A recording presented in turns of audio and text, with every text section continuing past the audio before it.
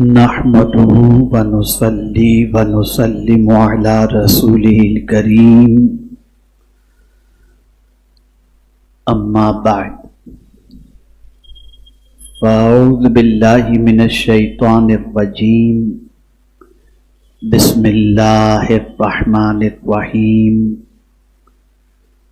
قال النبي صلى الله تعالى عليه وسلم انما انا قاسم والله يعطي صدق رسول الله صلى الله تعالى عليه وسلم الصلاة والسلام عليك يا رسول الله الصلاة والسلام عليك يا حبيب الله الصلاة والسلام عليك يا نبي الله الصلاة والسلام عليك يا نور الله وعلى آلك وأصحابك يا حبيب الله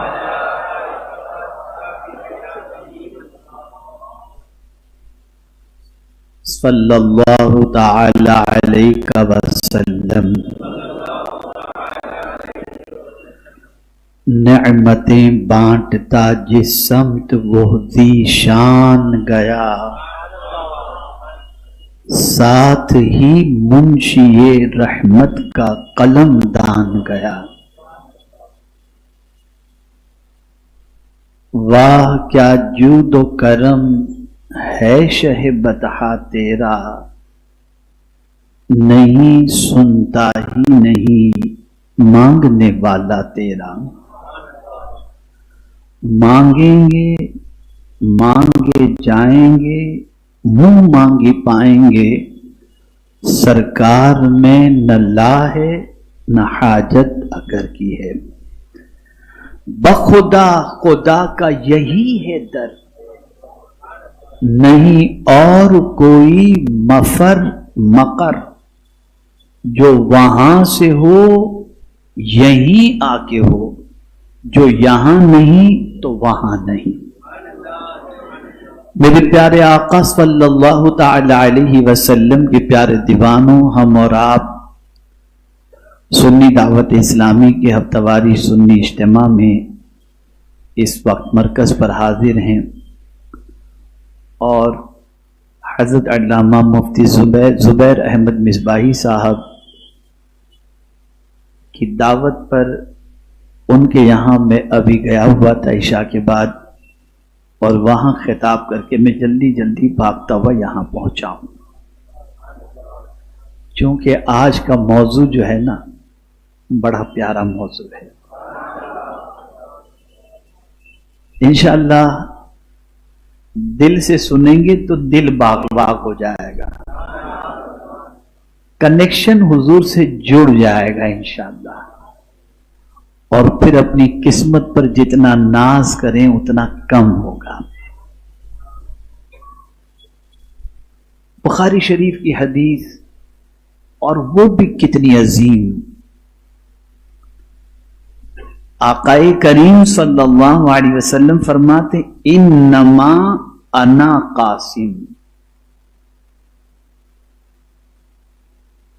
میں ہی بانٹنے والا ہوں طلباء اور علماء موجود ہیں وہ انما کے بارے میں جانتے ہیں کہ انما حصر کے لیے آتا ہے آقا کریم صلی اللہ علیہ وسلم فرماتے ہیں میں ہی بانٹنے والا ہوں اور اللہ ہی دینے والا ہے دینے والا اللہ ہے لیکن ملے گا مصطفیٰ کی بارگاہ سے اسی کو اعلیٰ حضرت کہتے ہیں خلق کے حاکم ہو تم رزق کے قاسم ہو تم سے ملا جو ملا تم پہ کروڑوں درود جو بھی ملے گا، جو بھی ملا ہے حضور کے در سے ملا ہے.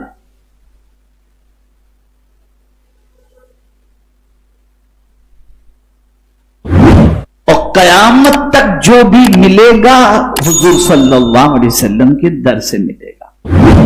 عقیدہ یہ رکھیں کہ حقیقی دینے والی ذات خدا کی ہے، لیکن ملے گا مصطفیٰ جان رحمت صلی اللہ علیہ وسلم کے ہاتھوں سے.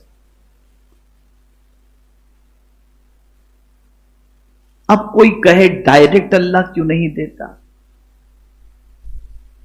تو میں بہت زیادہ ڈیپ میں جاننا نہیں چاہتا. بیمار ہو جائیں تو مسجد میں چلے جایا کرو، ڈاکٹر کے پاس مت جاؤ، اور جا کے لیٹ جاؤ مسجد کے اندر، مولا دے دے شفا دے دے، دے دے شفا دے دے. کوئی جاتا ہے؟ نہیں. کہاں جاتا ہے؟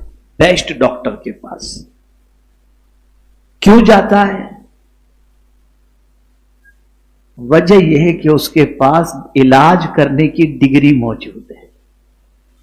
اس کے پاس علاج کرنے کی ڈگری موجود ہے. اس نے پڑھائی کی ہے، علم حاصل کیا ہے کہ مریضوں کا علاج کیسے کیا جائے، ہے نا. اس لیے آدمی ڈاکٹر کے پاس جاتا ہے. بلکہ جو یہ کہتے ہیں ڈائریکٹ مانگنے کی ضرورت، ڈائریکٹ حضور اللہ سے مانگا جائے، وہ بھی ہاسپٹل کھول کے بیٹھے ہوئے ہیں، اور وہ بھی بیمار ہوتے ہیں تو ڈاکٹر کے پاس جاتے ہیں، جا کے مسجد میں لیٹ نہیں جاتے. تو میں ایک سوال آپ سے پوچھنا چاہتا ہوں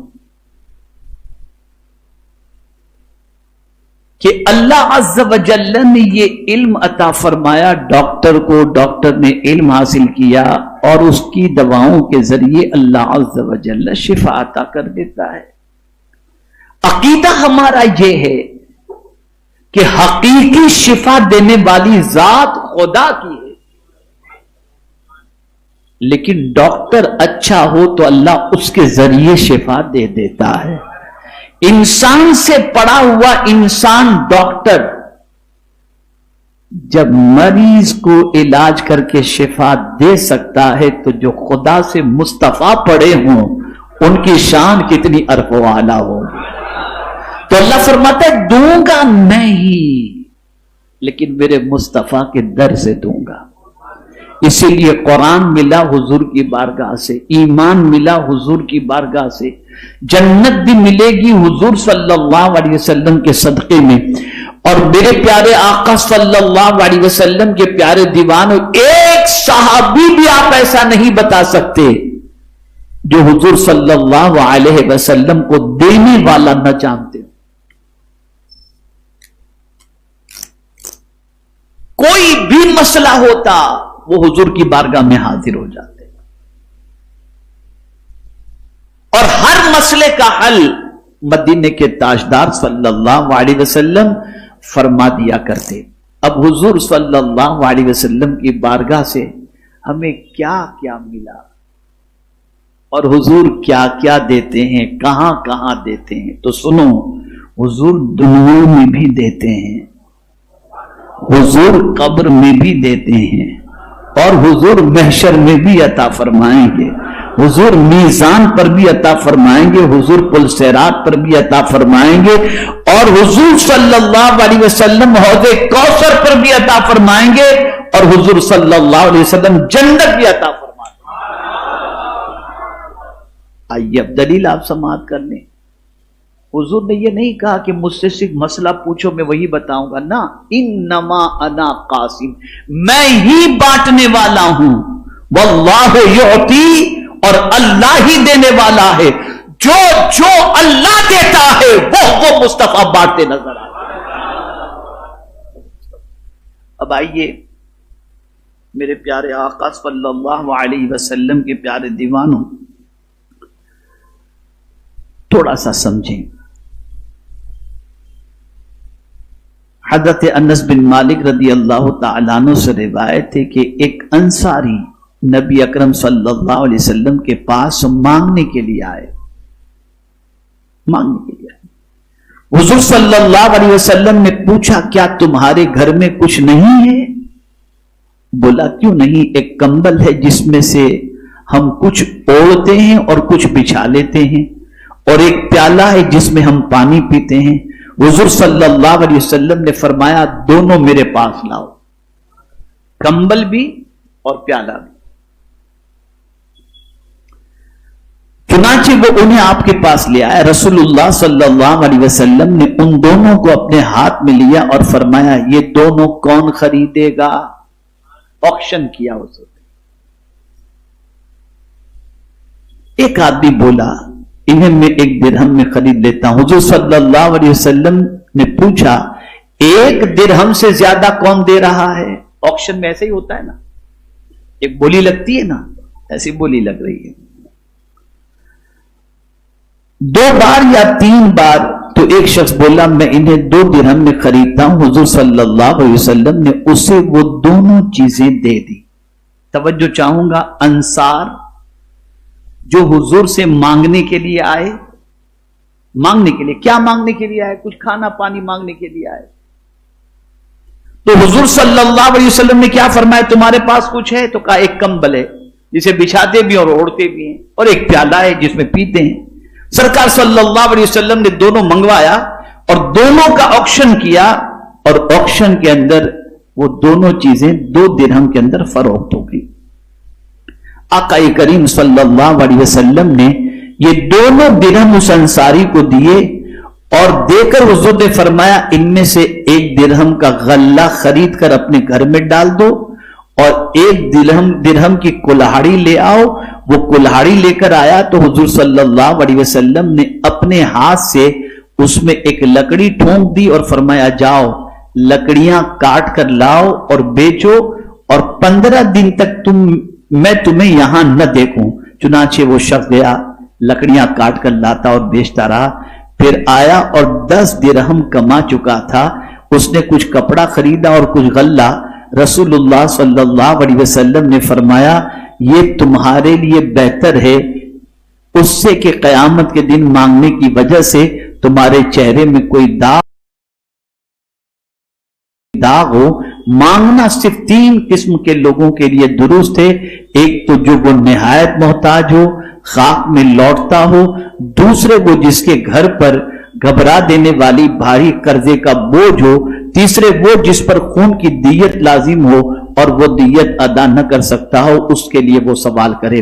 یہاں حضور نے 3 باتیں بتا دی، مانگ کون سکتا ہے، لیکن آنے والا آیا تھا کچھ مانگنے کے لیے، ایک ٹائم کا غلہ مانگنے آیا، ایک ٹائم کی خوراک مانگنے آیا، اور حضور نے اس مانگنے والے کو ایسا طریقہ بتا دیا کہ وہ لینے والا دینے والا بن گیا، دینے والا بن گیا۔ میرے پیارے آقا صلی اللہ علیہ وسلم کے پیارے دیوانوں، حضور دنیا میں بھی کام آتے ہیں اور ایسے کام آتے ہیں کہ اللہ اکبر۔ میرے پیارے آقا صلی اللہ تعالی علیہ وسلم کے پیارے دیوانوں، رسول رحمت صلی اللہ تعالی علیہ وسلم دنیا میں کس طریقے سے کام آتے ہیں۔ حضرت ثوبان فرماتے ہیں ایک مرتبہ حضور صلی اللہ علیہ وسلم حضرت خاتون جنت رضی اللہ تعالی عنہ کے یہاں تشریف لے گئے، میں بھی حضور صلی اللہ علیہ وسلم کے ہمراہ تھا۔ سیدہ نے اپنے گلے سے سونے کی ایک زنجیر اتاری اور حضور صلی اللہ علیہ وسلم کی خدمت میں پیش کر کے کہا یہ علی مرتضی نے مجھے تحفہ دیا ہے۔ حضور صلی اللہ علیہ وسلم نے فرمایا اے فاطمہ کیا تجھے یہ اچھا لگتا ہے کہ لوگ کہیں کہ فاطمہ بنت محمد کے ہاتھوں میں جہنم کی ایک زنجیر ہے؟ یہ فرما کر حضور صلی اللہ علیہ وسلم تشریف لے گئے اور وہاں نہ بیٹھے۔ حضرت فاطمہ رضی اللہ تعالیٰ عنہ نے اسی وقت اس زنجیر کو فروخت کر دیا اور جو قیمت وصول ہوئی اس سے ایک غلام خرید کر آزاد کر دیا۔ جب حضور صلی اللہ علیہ وسلم کو یہ خبر پہنچی تو آقا کریم صلی اللہ علیہ وسلم نے فرمایا الحمدللہ الذی نجا فاطمہ من النار، تمام تعریفیں اللہ کے لیے جس نے فاطمہ رضی اللہ تعالی عنہ کو دوزخ کی چیز سے بچا لیا۔ یعنی یہاں پر آپ یہ اچھی طریقے سے سمجھیں کہ سونا عورتوں کے لیے جائز ہے، سونے کی مقدار بھی کہ اتنی ہی مقدار کے اندر ہو، اتنی ہی کوانٹٹی میں عورت سونا استعمال کر سکتی ہے، ایسا نہیں۔ سونا خرید سکتی ہے، پہن سکتی ہے، عورتوں کے لیے حلال ہے، لیکن حضور صلی اللہ علیہ وسلم نے اپنی لخت جگر کو اس چیز کے استعمال کے حوالے سے یہ کیوں فرمایا؟ وجہ کیا تھی جانتے ہیں؟ وجہ سب سے بڑی یہ تھی، اگر میری امت کی کوئی غریب بندی اگر اپنے باپ سے کہے اور یہ سوچے کہ اس کے شوہر نے اس کو تحفہ دیا ہے اور وہ زنجیر لے کر حضور کی بارگاہ میں اپنے باپ کے پاس حاضر ہو، اور کوئی بچی ایسی ہو جس کا شوہر نہ سونا خرید کر دے سکتا ہے اور نہ اس کا باپ اتنا مال رکھتا ہے کہ اپنی بچی کو سونا دے سکے، تو آپ جانتے ہیں وہ بچی دل میں حسرت لے کر کے بیٹھی رہے گی، کاش میرا شوہر مالدار ہوتا، مجھے سونا لا کر کے دیتا، میں بھی اپنے باپ کو جا کر بتا دی کہ میرے شوہر نے مجھے یہ دیا ہے۔ تو حضور صلی اللہ علیہ وسلم نے قیامت تک آنے والے ہر باپ کو یہ درس دیا اور یہ آسانیاں پیدا فرمائیں، اور ساتھ ہی ساتھ انہیں تسلی دے دی کہ اگر تمہارا کوئی داماد تمہاری بیٹی کو سونا نہیں دیتا تو غم نہ کرو، اس لیے کہ سونا ہونا بہت اچھی بات نہیں ہے، بیوی کو سونا پہنانا بہت اچھی بات بھی اگر ہوتی تو میں اپنی بیٹی کے لیے اسے اچھا سمجھتا، لیکن سنو اے میرے محبوب صلی اللہ علیہ وسلم کے دیوانوں، آقا اپنے غلام کو تسلی دے کر اس جملے کے ذریعے یہ بتانا چاہتے ہیں کہ جس کے پاس سونا نہیں ہے وہ عورت غم نہ کرے، اللہ تعالیٰ سونے کو راہ خدا میں خرچ کرنے کی بنیاد پر جہنم سے چھٹکارے کا مزدہ فضا عطا فرماتا ہے۔ سونا عورتوں کے لیے جائز ہے، آپ دلائیں، منع نہیں، بالکل منع، لیکن حضور صلی اللہ علیہ وسلم چونکہ پوری دنیا کے لیے نمونہ بن کر کے آئے تھے، پوری دنیا کے لیے آئیڈیل بن کر کے آئے تھے، اور پیغمبر رحمت صلی اللہ تعالی علیہ وسلم آپ جانتے ہیں اپنے بچوں کے حق میں کیا پسند کرتے تھے؟ بہت سادگی والی زندگی، بہت سمپل۔ آپ سوچیں کیا دیا خاتون جنت کو سرکار صلی اللہ علیہ وسلم نے؟ مولا علی کرم اللہ تعالی وجہہ الکریم خاتون جنت سے عرض فرماتے ہیں، فاطمہ تمہارے ہاتھوں میں کام کر کے جو چھالے پڑ چکے ہیں نا، جاؤ حضور صلی اللہ علیہ وسلم کی بارگاہ میں جا کر کے تمہارے یہ ہاتھ دکھاؤ اور گزارش کرو کہ کوئی خادمہ تمہیں دے دیں تاکہ تمہارے گھر کے کاموں میں تمہارا ہاتھ بٹائے، جس کی وجہ سے تمہیں تھوڑا سا سکون ہو جائے۔ سرکار دے سکتے تھے، مالک کونین نے۔ بیٹی جب پہنچی اپنے والد کے پاس، یعنی سیدۃ النساء رسول اعظم صلی اللہ علیہ وسلم کے پاس پہنچی اور اپنے ہاتھ دکھائے اور عرض کیا، ابا جان گھر کا کام کرتے کرتے ہاتھ میں چھالے پڑ چکے ہیں، کوئی کنیز مجھے بھی مل جائے جس سے میرے گھر کے کام کے اندر وہ ہاتھ بٹائے۔ سرکار نے فرمایا، کیا میں کنیز سے بہتر چیز تجھے نہ دے دوں؟ کنیز سے بہتر چیز تجھے نہ دے دوں؟ سنو، جب تمہیں تھکان لگتی ہے نا کام کرتے کرتے، 33 بار سبحان اللہ پڑھ لو، 33 بار الحمدللہ پڑھ لو، اور 34 بار اللہ اکبر پڑھ لو، تمہارے جسم کی ساری تھکان دور ہو جائے گی۔ میں کہتا ہوں اگر رحمت عالم صلی اللہ علیہ وسلم چاہتے تو اپنی بیٹی کو جنت سے حور خدمت کے اندر پیش کر سکتے تھے، لیکن آقا جانتے تھے کہ میرا کوئی غریب امتی اگر اس کی بیٹی اپنے ہاتھوں سے گھر کا کام کرتی ہوگی اور وہ آ کر اپنے باپ سے کوئی کنیز اور کوئی کام والی مانگے گی اور وہ نہیں دے سکے گا، تو ہو سکتا ہے کوئی بیٹی اپنے باپ سے کہے تم میرے آقا کی سنت پر عمل نہیں کرتے، حضور نے تو اپنی بیٹی کو خادمہ دی تھی تم نہیں دیتے۔ تو آقا نے وہ طریقہ اپنایا کہ جو غریب امتی بھی اپنانا چاہے تو اپنا سکتا ہے۔ میرے پیارے آقا صلی اللہ تعالی علیہ وسلم کے پیارے دیوانوں، حضور صلی اللہ علیہ وسلم موت کے وقت بھی کام آتے ہیں، اسی لیے آدمی شعر پڑھتا ہے، نہ جاں کنی کے وقت آنا چہرے انور دکھانا. تو پتا چلا. اور جاکنی کا وقت, روح کے نکلنے کا وقت کتنا سخت ہوتا ہے آپ جانتے ہیں. اللہ اکبر. خود رسول اعظم صلی اللہ علیہ وسلم دعا کرتے, اللہم ہون علی سکرات الموت. کسی کے جسم پر 360 تلوار کی ضربیں لگائی جائیں تب بھی اتنی تکلیف نہیں ہوتی جتنی جسم سے روح نکلتے وقت تکلیف ہوتی ہے. اس موت کے وقت کون کام آتا ہے؟ کون کام آتا ہے؟ تو حضرت انس سے مروی ہے رضی اللہ تعالی عنہ, ایک یہودی لڑکا حضور صلی اللہ علیہ وسلم کے لیے, یہودی مسلمان نہیں ہے, یہودی لڑکا حضور صلی اللہ علیہ وسلم کے لیے وضو کا پانی رکھا کرتا اور آپ کی نالین شریف لا کر رکھ دیتا. وہ بیمار ہو گیا. نبی اکرم صلی اللہ علیہ وسلم اس کی عیادت کے لیے تشریف لے گئے. اس وقت اس کا باپ اس کے سرہانے بیٹھا ہوا تھا. باپ بھی یہودی تھا, بیٹا بھی یہودی تھا. میں تو کبھی کبھی سوچتا ہوں کہ کیا شان ہے میرے آقا کی کہ خدمت کرنے والے صرف مسلمان ہی نہیں ہوتے تھے, یہودی بھی حضور کی خدمت.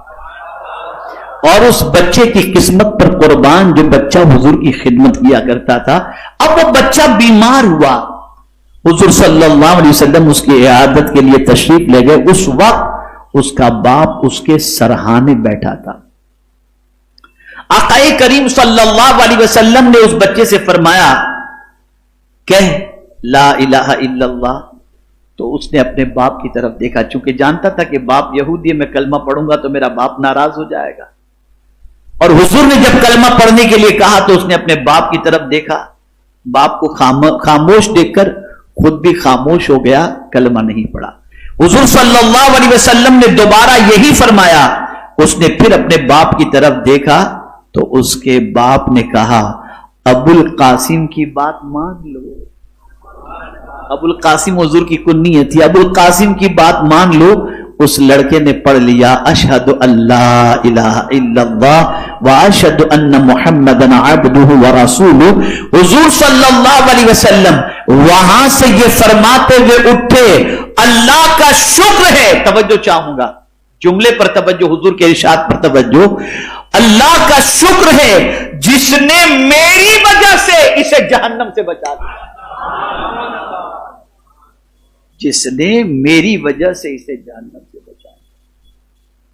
پتا چلا اللہ کے رسول صلی اللہ تعالی علیہ وسلم کی ذات وہ ذات ہے جس کی وجہ سے اللہ تعالی بندوں کو جہنم سے بچاتا ہے.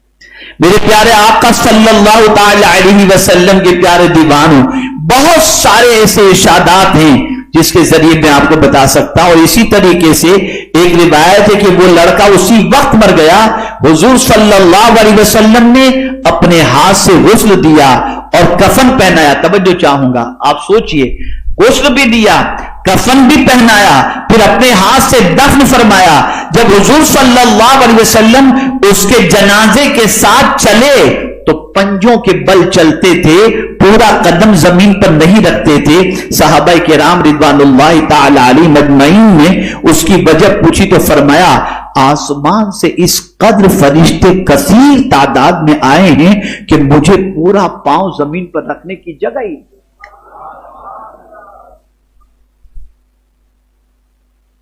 تو ایک یہودی بچے کو اسلام کی دولت کس کی وجہ سے ملی؟ بولیے, کب اسے کام آئے حضور؟ موت کے وقت. موت کے وقت پتا چلا مصطفیٰ جان رحمت صلی اللہ علیہ وسلم موت کے وقت کام آتے ہیں. اب ایک سوال میں آپ سے پوچھتا ہوں, ہم دنیا میں ہر اس شخص سے اپنے تعلق کو بنانے کی کوشش کرتے ہیں جو ان شارٹ اگر میں کہوں جو تکلیف میں کام آئے, ہے نا بھئی, جواب دیں, ایسا کرتے ہیں نا, جو تکلیف میں کام آئے اس سے ہم تعلقات بنانے کی کوشش کرتے ہیں.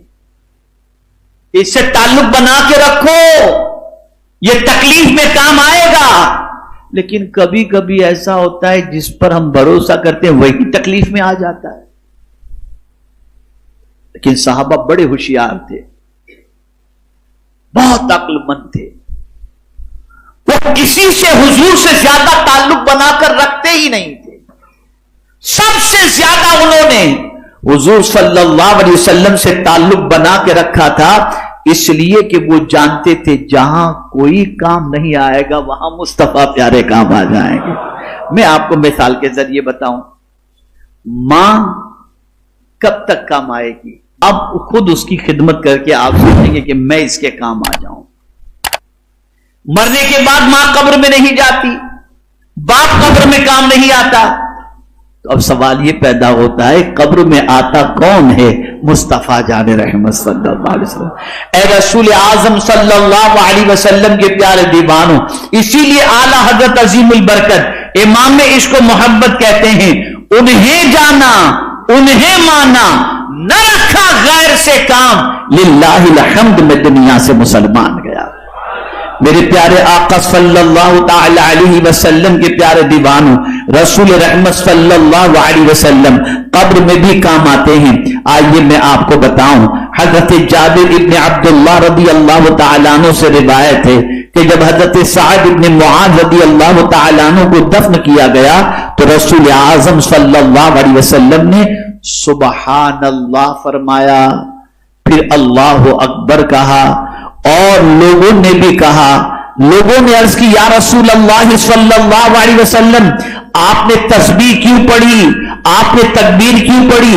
ارشاد فرمایا، اس نیک بندے پر اس کی قبر تنگ ہو گئی تھی تو اللہ نے اس کی قبر کو تسبیح اور تکبیر کی وجہ سے کشادہ کر دیا. کون تکبیر پڑھا، کون تسبیح کیا؟ رسول اعظم. پتا چلا جہاں قبر کے اندر ماں کام نہیں آتی وہاں مصطفیٰ پیارے کام آتے ہوئے نظر آتے ہیں.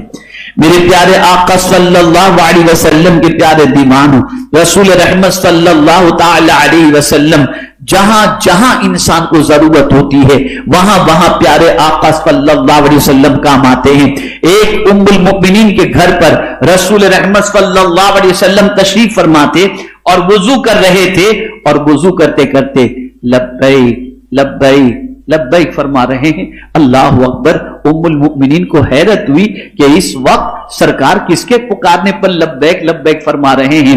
اللہ اکبر. جب حضور صلی اللہ علیہ وسلم نے وضو فرما لیا اس کے بعد ام المؤمنین نے دریافت کیا کسی پکارنے والے کو تو میں نے نہیں سنا، لیکن آپ کس کو کس لبیک لبیک کہہ رہے تھے؟ سرکار نے فرمایا میرا ایک صحابی بہت پریشان تھا اور اس پریشانی کے عالم کے اندر اس نے مجھے وہاں سے پکارا تو میں نے یہاں سے اسے لبیک کہہ کر کے اس کی مدد میں نے کر دی. میرے پیارے آقا صلی اللہ علیہ وسلم کے پیارے دیوانوں، بخاری شریف میں حدیث ہے کہ حضور صلی اللہ علیہ وسلم ایک دراز گوش پر سوار ہو کر جا رہے تھے، سامنے دو قبریں نمودار ہوئی. دراز گوش دو پاؤں سے کھڑا ہو گیا، یعنی بڑے کان والا جس پر حضور صلی اللہ علیہ وسلم سوار تھے، وہ جب دو قبروں کے قریب سے جب سرکار صلی اللہ علیہ وسلم جس جانور پر سوار تھے اس سے گزرے تو وہ جانور جو ہے اپنے دو پاؤں کے بل پہ کھڑا ہو گیا. آقا کریم صلی اللہ علیہ وسلم اتر پڑے اور فرمایا ان قبروں والوں پر عذاب ہو رہا ہے. یہ کہاں کی حدیث ہے؟ کون سی کتاب کی؟ بولیے. جو کہتے ہیں پیٹھ پیچھے کا علم نہیں، میں ان سے پوچھتا ہوں قبر کے اندر کس پر کیا عذاب ہو رہا ہے وہ بھی حضور قبر کے اوپر سے دیکھ رہے ہیں. اندر والے کا حال حضور جانتے ہیں. اور رسول اعظم صلی اللہ علیہ وسلم نے فرمایا ان قبر والوں پر عذاب ہو رہا ہے، جسے دیکھ کر خچر گھبرا گیا. اللہ اکبر. مجھے حیرت ہوتی ہے کہ جس خچر پر حضور سوار تھے وہ خچر بھی کتنا طاقتور تھا اور حضور کے قدموں سے اس کو بھی کتنا پاور مل گیا کہ وہ بھی قبر والوں کے عذاب کو محسوس کر رہا تھا. تو سرکار صلی اللہ علیہ وسلم نے فرمایا خچر گھبرا گیا. میرے آقا صلی اللہ تعالی علیہ وسلم اللہ اکبر. رسول اعظم صلی اللہ علیہ وسلم اترے اور اتر کر کے سرکار صلی اللہ علیہ وسلم نے ارشاد فرمایا کہ ان میں کے ایک تو اونٹوں کا چرواہا تھا جو اونٹوں کے پیشاب کے چھینٹوں سے نہ بچتا تھا، اور دوسرا چگل خور تھا اس لیے عذاب میں گرفتار ہوئے. یہ فرما کر کھجور کی ایک شاخ 2 چیریں فرما کر دونوں پر گاڑ دی اور فرمایا کہ یہ جب تک تر رہیں گی اللہ تعالیٰ ان کے عذاب میں تخفیف فرمائے گا.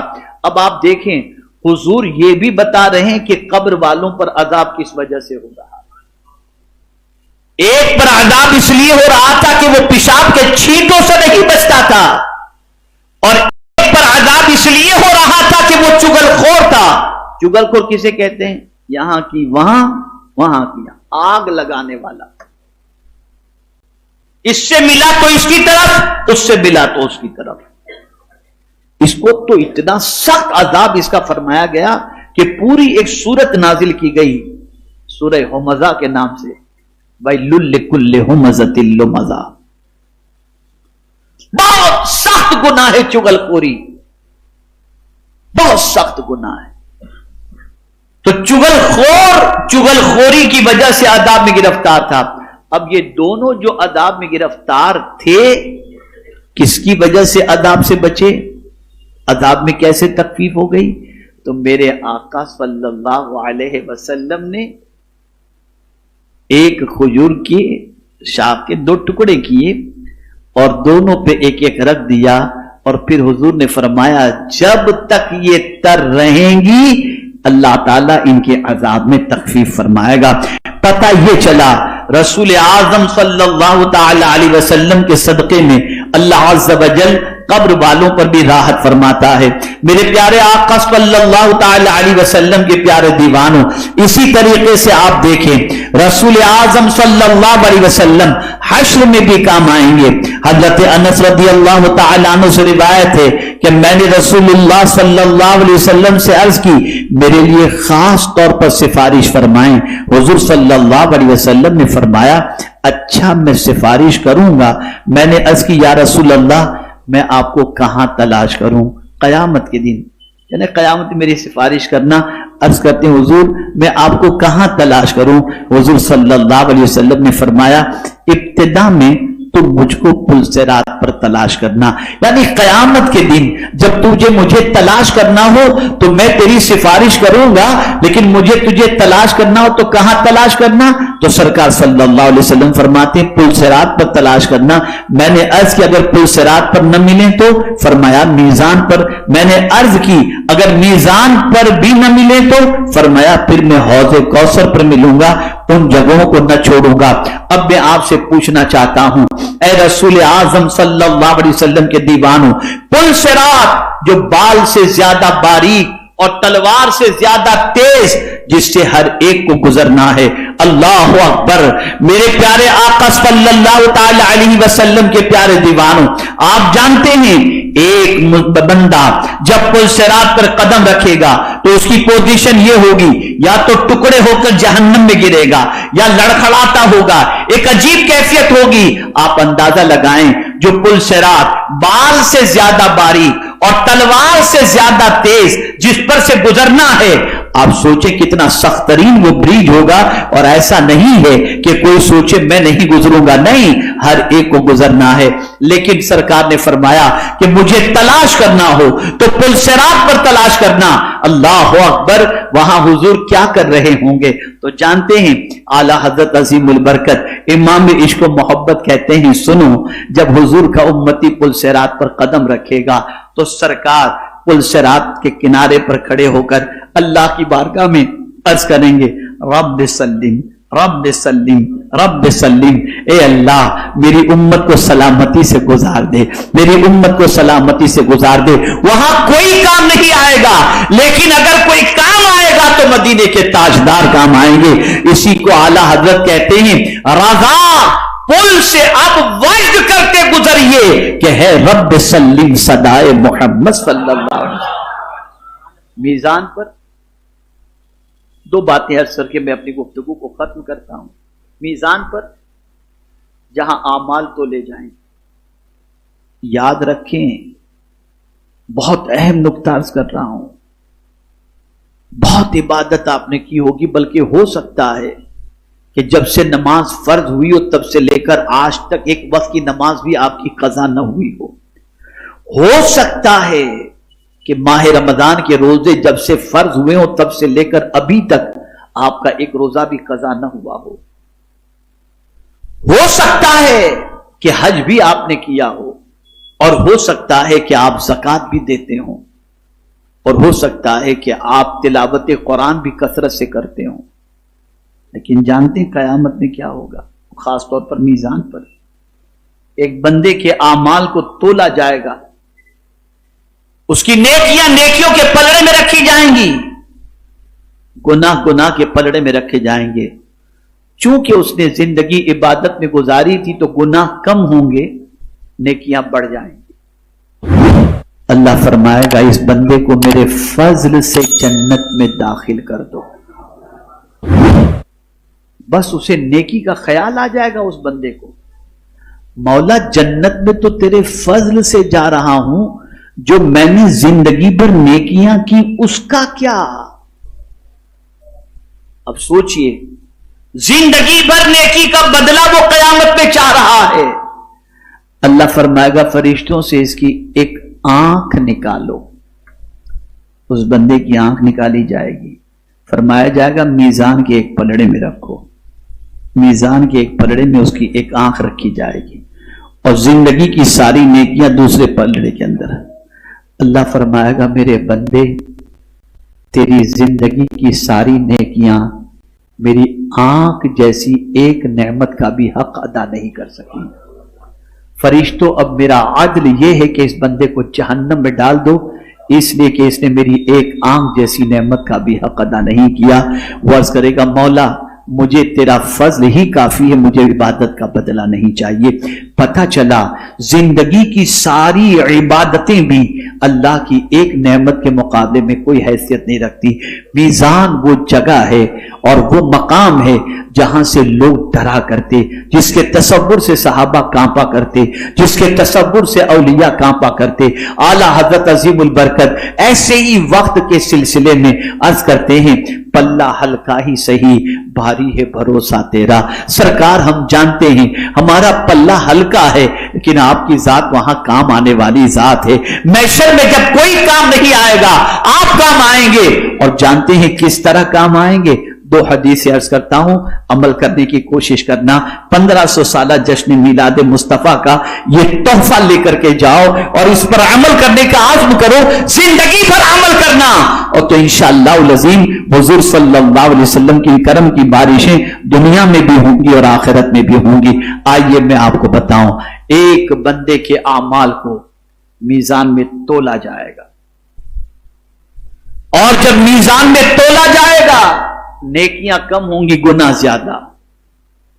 قریب تھا کہ حکم ہو کہ اس بندے کو جہنم میں ڈال دو، رسول رحمت صلی اللہ علیہ وسلم تشریف لائیں گے، حدیث مبارکہ میں اپنی آستین مبارک سے ایک پرچہ نکالیں گے اور اپنے اس امتی کے نیکیوں کے پلڑے کے اندر اس پرچے کو رکھ دیں گے، تو نیکی زیادہ ہو جائے گی، گناہ کم ہو جائے گا۔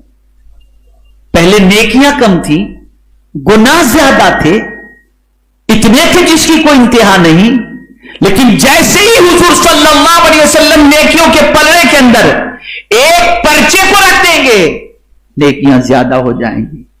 حکم ہوگا اس بندے کو جنت میں ڈال دو۔ وہ بندہ جو پہلے بہت گھبرایا ہوا تھا کم نیکی کی وجہ سے، جب اس پرچی ڈالنے والے مصطفیٰ پیارے صلی اللہ علیہ وسلم کو دیکھے گا تو عرض کرے گا اے نورانی چہرے والے آپ کون ہیں؟ سرکار فرمائیں گے میں وہ ہوں جس پر تو دنیا میں درود پڑھا کرتا تھا۔ اللہ اکبر! اس پرچے میں کیا تھا؟ وہی درود تھا جو تو نے مجھ پر محبت کے ساتھ پڑھا تھا۔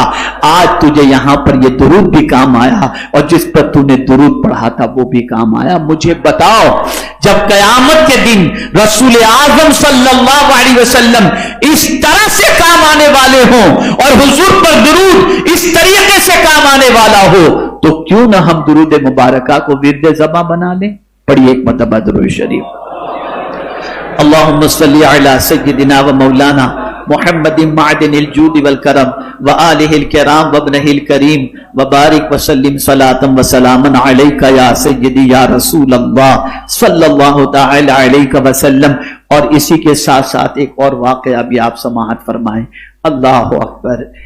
ایک بندہ جس کی دنیا میں عادت تھی، کیا عادت تھی؟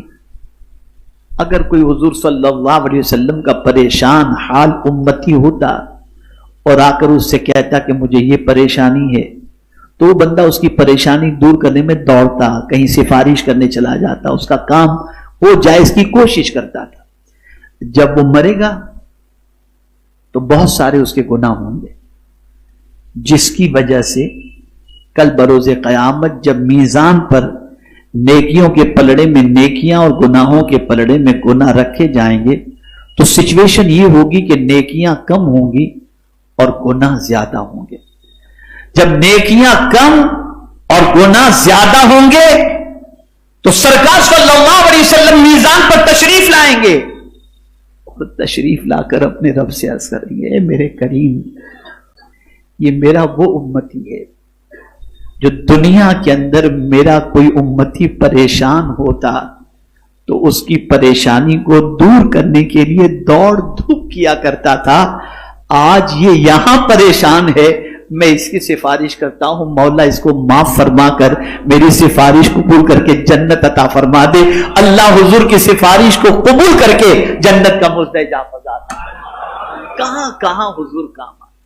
ارے جب آخرت میں حضور کام آتے ہیں تو دنیا میں تو بتدی اولا کام آتے. تو اپنا تعلق حضور سے مضبوط کرو، اپنا رشتہ حضور سے مضبوط کرو، درود مبارکہ کی کثرت کیا کرو، پریشان حالوں کی مدد کیا کرو، دوڑ دھوپ کیا کرو، غریبوں کا خیال رکھا کرو. اور میرے پیارے آقا صلی اللہ تعالی علیہ وسلم کے پیارے دیوانوں، رسول رحمت صلی اللہ علیہ وسلم کی ذات وہ ذات ہے کہ اللہ اکبر، میں کیا بتاؤں کیا کیا حضور عطا فرماتے ہیں. ایک 3 دن کے بھوکے پیاسے پریشان ہو کر مسجد نبوی شریف پہنچے اور وہاں منبر رسول صلی اللہ علیہ وسلم کے پاس بیٹھ گئے اور درود شریف کی کثرت کرتے کرتے یہ کہتے رہے، سرکار بھوکا ہوں، 3 دن سے بھوکا ہوں، پریشان ہوں، آپ کی چوکھٹ پر حاضر آ گیا ہوں. یہ کہتے کہتے ان کی آنکھ لگ گئی، خواب میں حضور کی زیارت ہوئی. رسول رحمت صلی اللہ علیہ وسلم نے ان کو روٹی عطا فرمائی. وہ روٹی نیند کے اندر چبا رہے، آنکھ کھلی تو ہاتھ میں آدھی روٹی موجود تھی. وہ کیا چیز ہے جو حضور کی بارگاہ میں نہیں ملتی. اب کیوں ہم کو نہیں، ہم جو ہے مانگنے کا ہم کو سلیقہ آنا چاہیے. بس اس کو سمجھ لیں کیسے مانگیں، کیسے مانگیں. تو اعلی حضرت نے کہا واللہ، قسم کھا کر کہتے ہیں. وہ ہم لوگوں کی طرح قسم کھانے والے نہیں تھے کہ اٹھتے بیٹھتے قسم کھاتے رہنا، نہیں. وہ جب قسم کھاتے تو پورے کانفیڈنس اور سچی قسم کھاتے.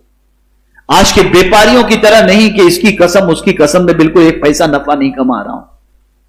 نہ، اعلی حضرت جب قسم کھاتے تو سچی قسم کہتے، واللہ، اللہ کی قسم وہ سن لیں گے،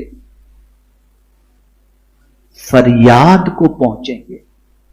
حضور سنیں گے بھی اور فریاد کو بھی پہنچیں گے. لیکن کس کی؟ اتنا بھی تو ہو کوئی آہ کرے دل سے.